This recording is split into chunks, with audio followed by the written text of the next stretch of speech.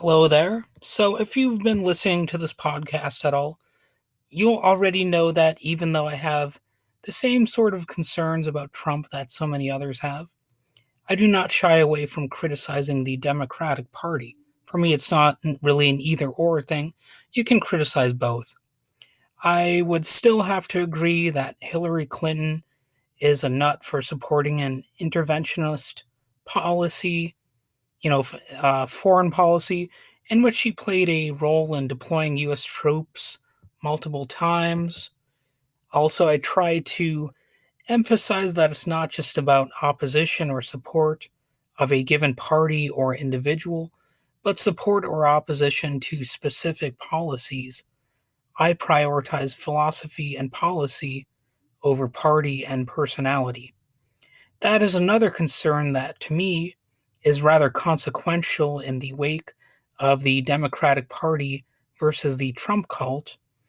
And unfortunately, it seems like there's a risk of losing the midterms to the Trump cult.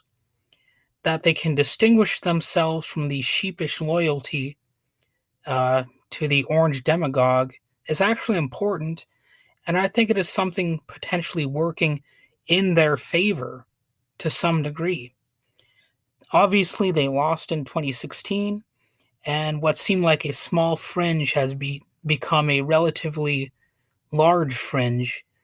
Biden obviously did win in 2020, but they're still not getting some pieces of this conversation right. And I really think it's a matter of degree.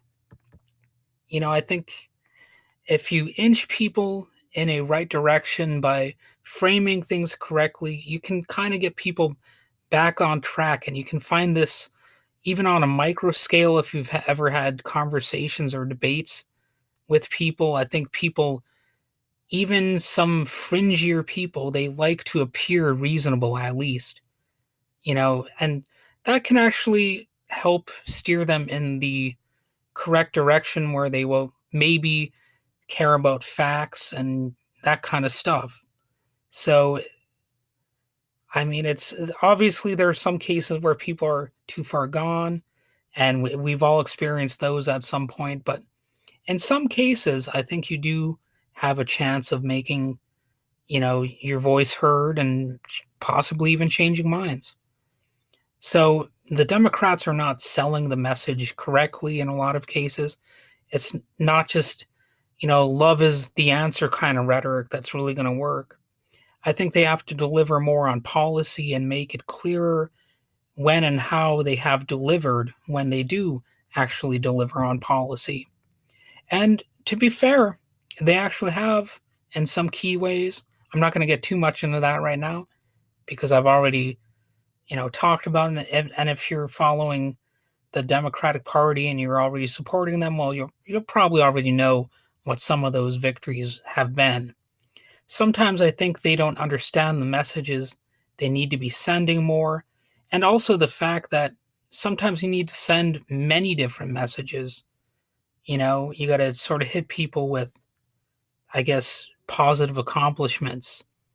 My concern is also largely that the Democrats often don't find the right message to sell, and when they do, they really don't know the right balance to use when presenting themselves. It's not like I'm such an expert at this either, but I mean, you can just look at the candidates that they've chosen over the years.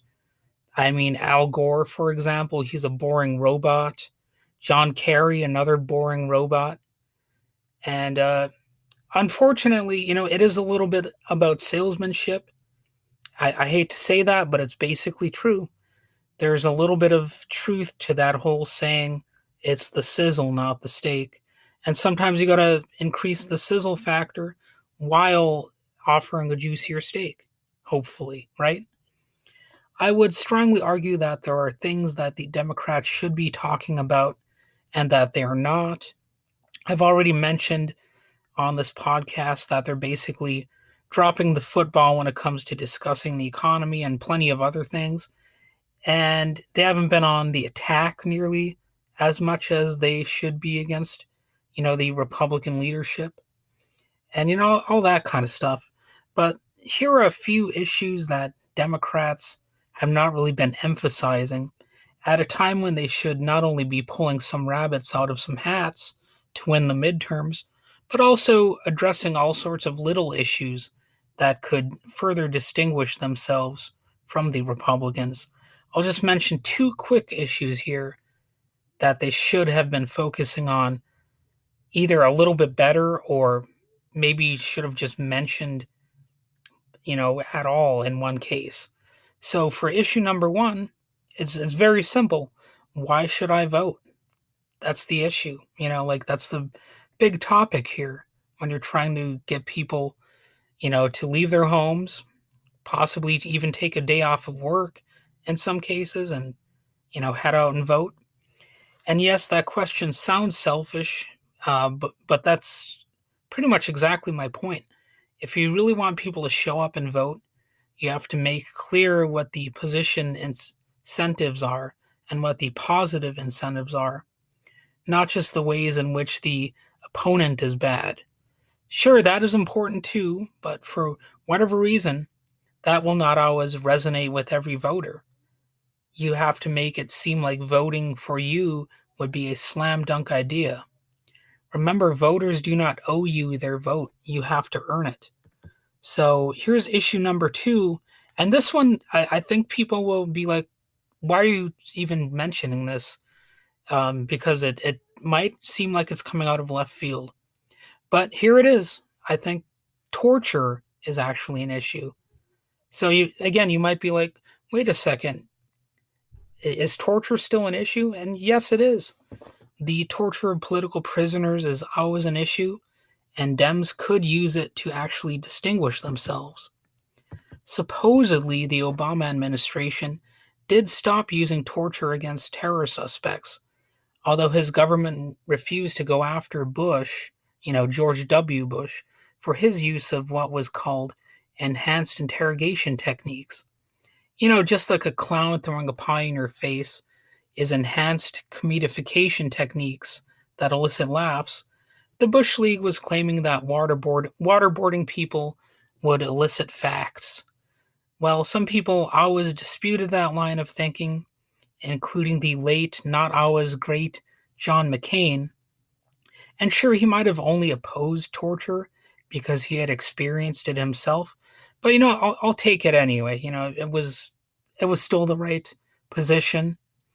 And I think the Dems could assure us that the United States should never, ever use torture, including by making suspects listen to Kid Rock. That's also torture. You don't want to do that. And, ooh, that would be a rough torture. I wouldn't want that on my worst enemy, frankly. But, the Dems could even have mentioned this issue. I haven't noticed anybody say it at any point. And that's really my point here. Think about the contrast. So you have a news piece from a while back, not very long ago, but it's about President Donald Trump saying he absolutely thinks waterboarding works and would consider reinstating it as an interrogation technique, depending on the advice of Defense Secretary James Mattis and CIA Director Mike Pompeo. So Trump wouldn't end it with waterboarding or waterboard torture. I'm sure he would be enthusiastic about other methods as well, because, family values. You got to have that torture out there happening.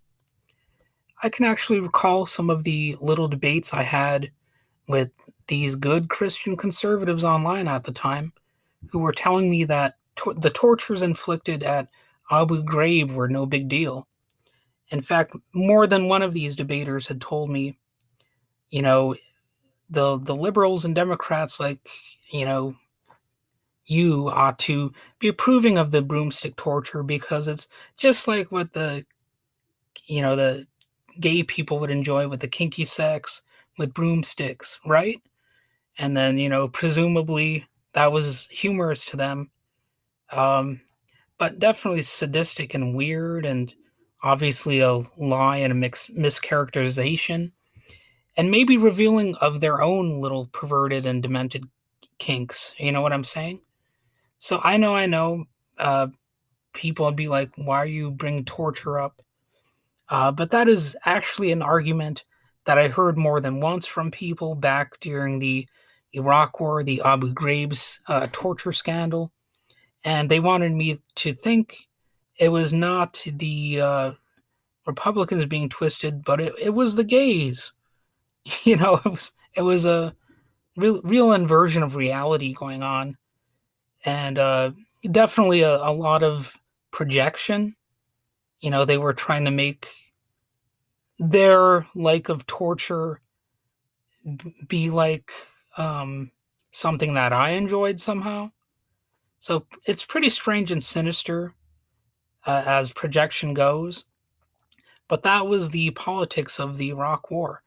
And I think my point is that you could really use that issue to distinguish yourself from another person if you want. I mean, I don't really know how far that would actually go to sway anybody's opinions, but I think it might sway a few people out there.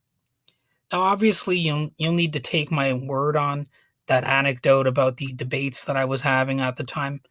But I can swear that I did encounter such arguments. And could that be a potentially decent attitude um, to, raise to contrast yourself from the other person, even today? I would say so, sure.